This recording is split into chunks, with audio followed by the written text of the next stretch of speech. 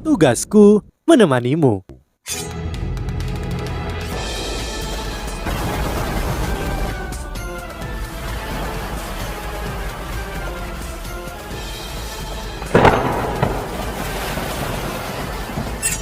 Hai sahabat Pasuk, kembali lagi bersama alur cerita versi novel Solen 2 Sekte Tang yang tak tertandingi. Jangan lupa like, subscribe, dan nyalakan tanda lonceng. Mari kita lanjutkan. Di mana mereka? Seorang penatua bertanya kepada sage jiwa yang bertugas mengendalikan alat-alat jiwa pengintaian. Mereka hilang. Moza bergegas ke sini tadi, tapi kepalanya langsung hancur. Kemampuannya sangat mirip dengan Moza. Jika Moza tidak bisa menahan kekuatan itu, dia juga tidak akan bisa melakukannya. Jika bukan karena fakta bahwa penatua itu adalah instruksi jiwa kelas 8, dia tidak akan berani berada di sini sama sekali. Tingkatkan jangkauan deteksi dan gunakan detektor kekuatan jiwa. Aku tidak percaya mereka bisa melarikan diri. Mereka pasti menggunakan beberapa kemampuan untuk menutupi diri mereka, teriak instruksi jiwa kelas 8. Instruksi jiwa kelas 7 yang gelisah mengangguk dan segera mengambil alat jiwa besar dari alat jiwa tipe penyimpanannya. Undulasi kekuatan jiwa dilepaskan dan alat jiwa mulai memindai tanah di sekitarnya. Namun, ketika dia mulai mengaktifkan detektor kekuatan jiwa ini, beberapa semburan bunga api mulai muncul di sekitarnya. Dia dan para instruksi jiwa lainnya di sekitarnya diberi ketakutan. Mereka mulai melihat ke bawah tanpa sadar. Tornado mengerikan yang membekukan mengamuk di bawah mereka.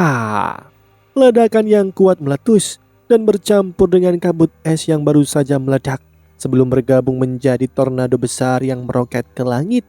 Ledakan ini terlalu menakutkan, seolah-olah ledakan kiamat yang baru saja terjadi di kota cahaya turun sekali lagi.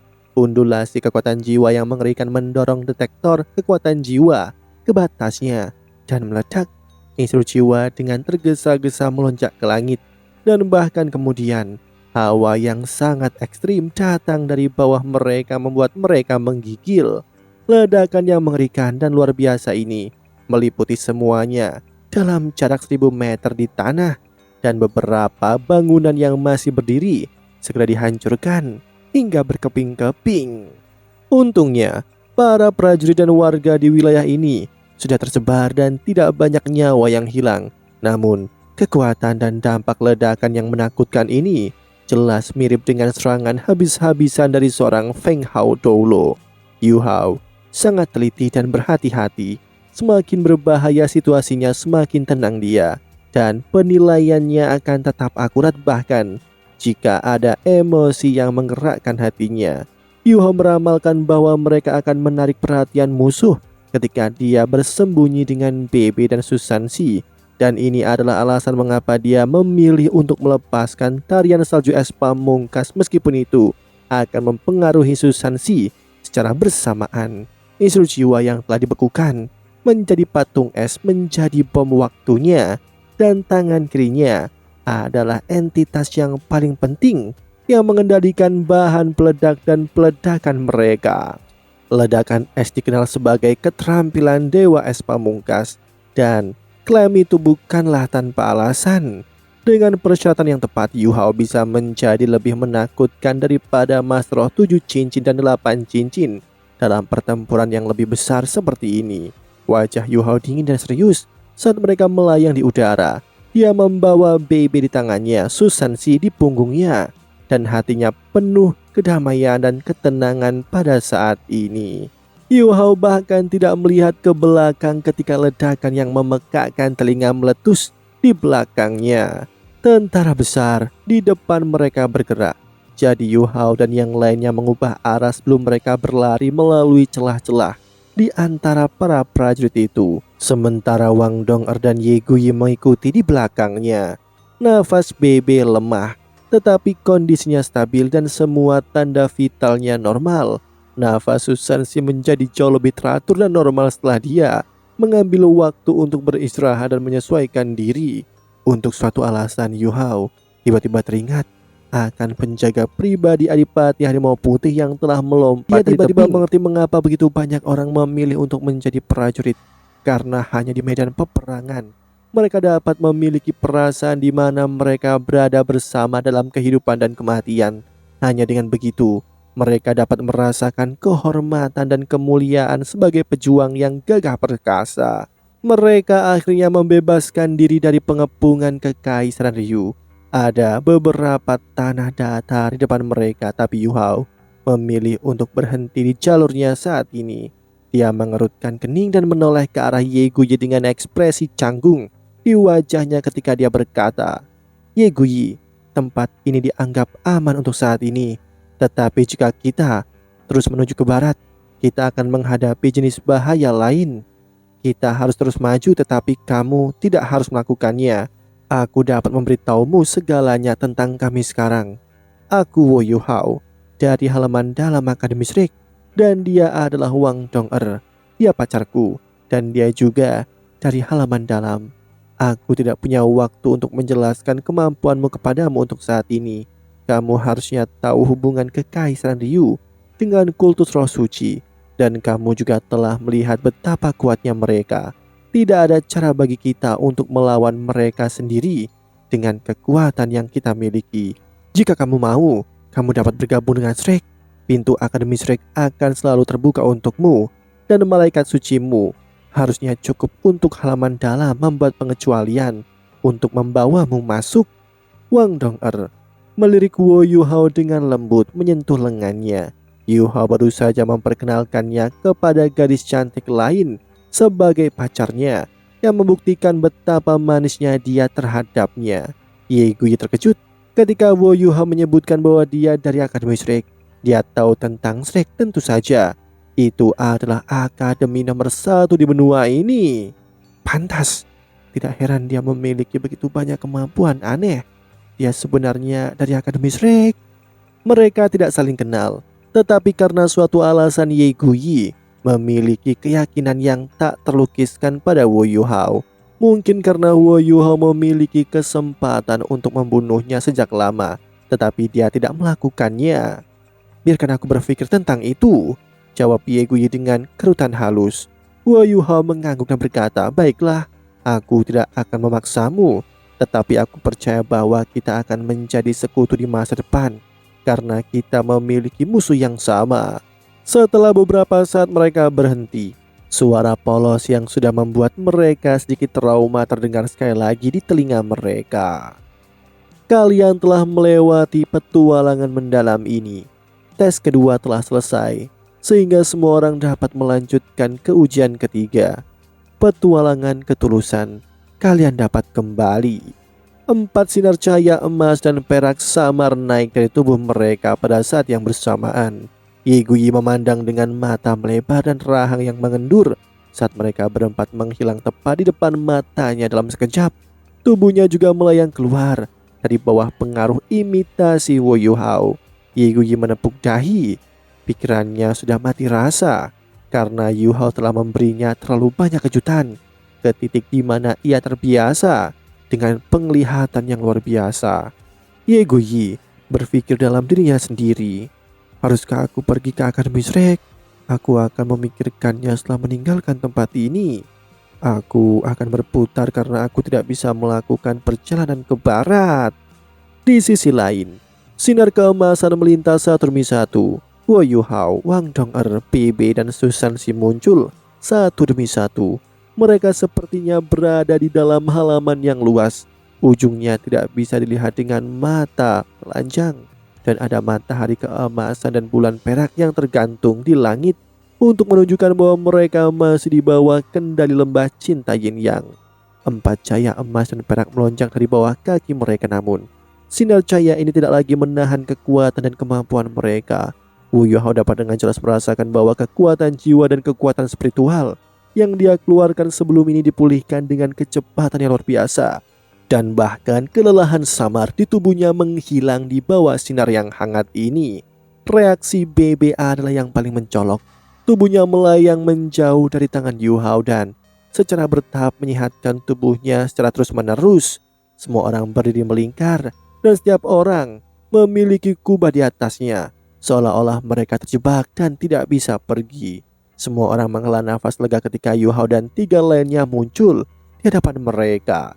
Namun, itu kecuali Zhang Lixuan.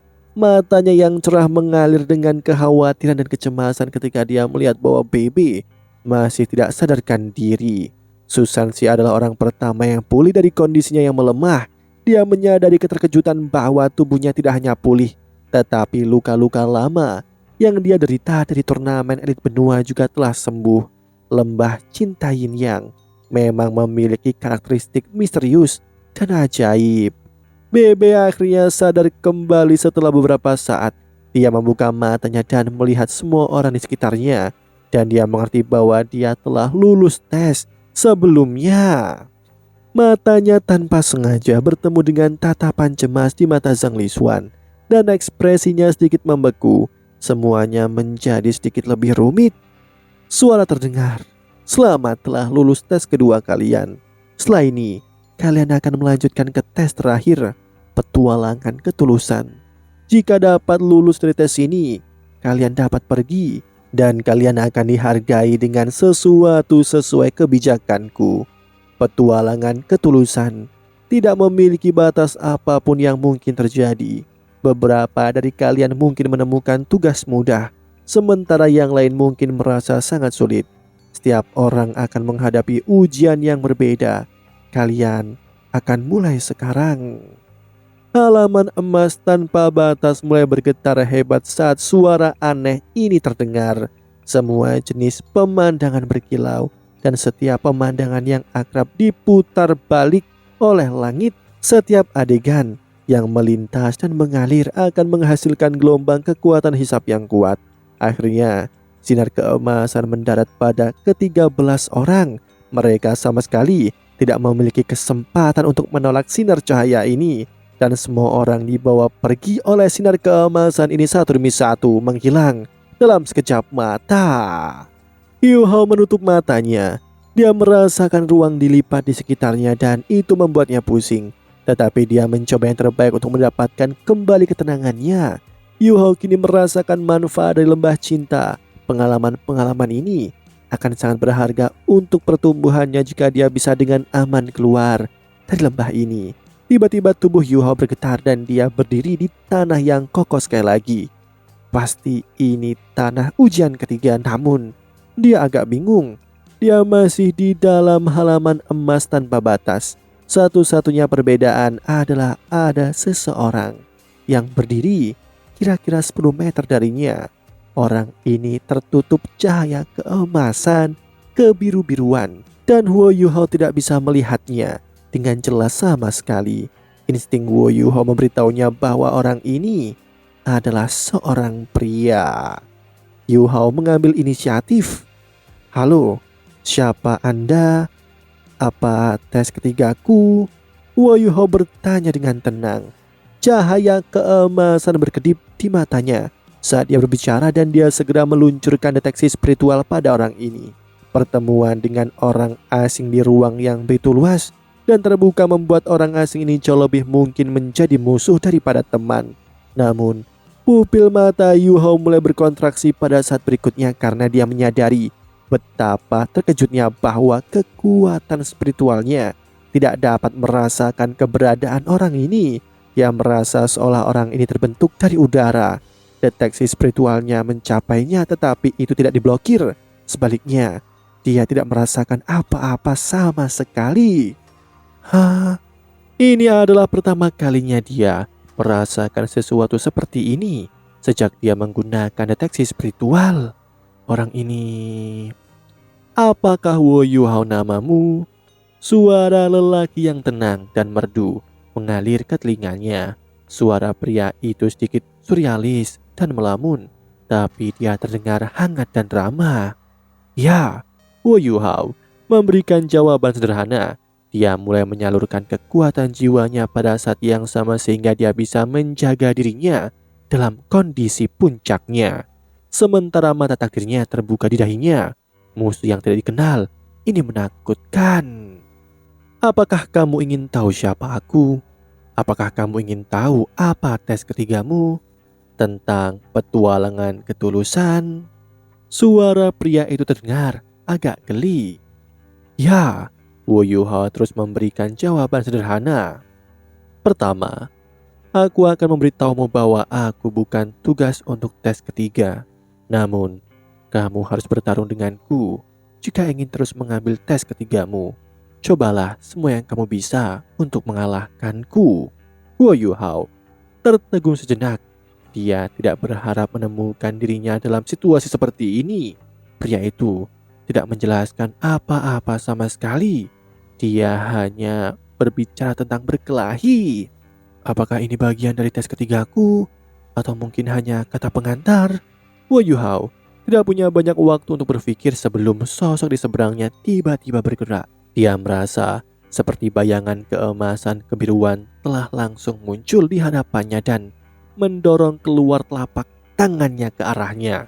Bayangan ini tidak memiliki aura khusus, tetapi Yuhao menyadari bahwa dia merasa lemah dan tidak dapat melakukan apa-apa ketika bayangan emas kebiru-biruan ini muncul.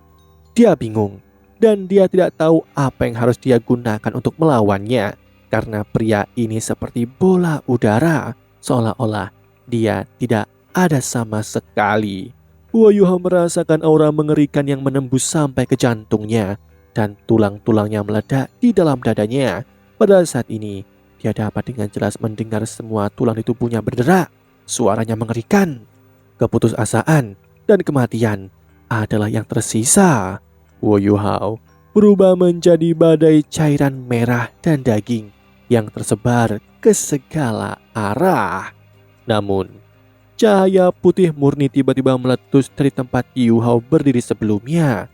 Cahaya putih ini berubah menjadi pagoda kecil 7 lapis yang diputar dengan cepat di udara sebelum menghisap roh Wu Yuhao ke dalamnya.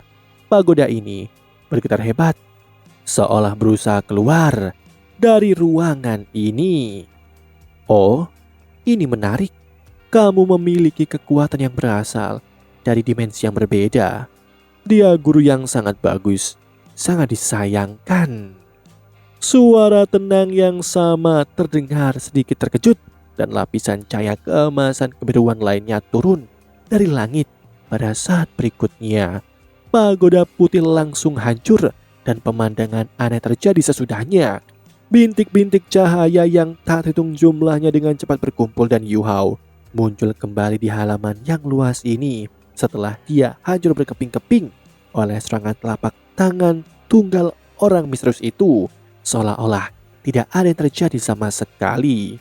Wu Yuhao meninggal, arwahnya ditarik kembali dan ia hidup kembali. Perasaan tubuhnya hancur berkeping-keping dan dipasang kembali sangat tertanam dalam jiwa Yuhao. Dan ia mengalami rasa sakit kematian, keputusasaan, dan rasa sakit yang luar biasa dalam beberapa detik singkat ini. Wu Yuhao benar-benar mati dan lesu ketika tubuhnya mengalami siklus yang mengerikan. Kini alat jiwanya yang berbentuk manusia tidak ada bersamanya. Sebagai gantinya itu berada di sampingnya. Suara pria itu terdengar sekali lagi. Aku akan membiarkanmu menggunakan kakimu untuk saat ini. Suara tenang muncul dan Yuhao menyadari bahwa energi asal es pamungkas dari surga dan bumi di tubuhnya tampaknya telah menghilang. Dia tiba-tiba bisa merasakan kakinya lagi. Namun, bayangan yang sama yang berkedip dengan cahaya keemasan kebiruan muncul di hadapannya sekali lagi. Yuhao mengalami pengalaman yang sama persis seperti sebelumnya. Tubuhnya hancur berkeping-keping dan rohnya melayang sesaat sebelum dia hidup kembali.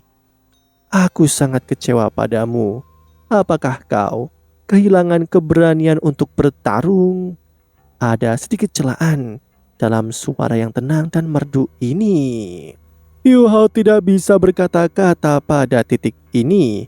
Tubuhnya normal, tetapi wajahnya pucat pasi. Dia telah mengalami siklus kehidupan ke kematian dan kembali ke kehidupan. Dan tidak mungkin mentalitasnya menjadi normal dan stabil setelah semua yang terjadi. Apa yang terjadi? Mengapa ujian ini melibatkan kehidupan dan kematian? Demikianlah kisah untuk kali ini. Sahabat Pasuk, jangan sedih, jangan bimbang, apalagi galau. Karena aku kan selalu menemanimu.